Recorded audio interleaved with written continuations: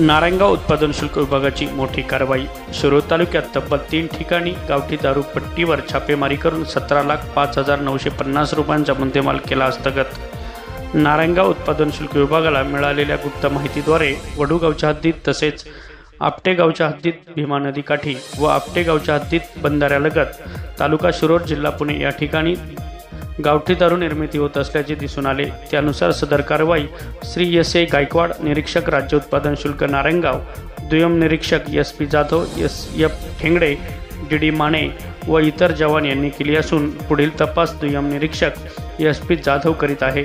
जनतेच्या आवाजसाठी संपादक रवी गजे।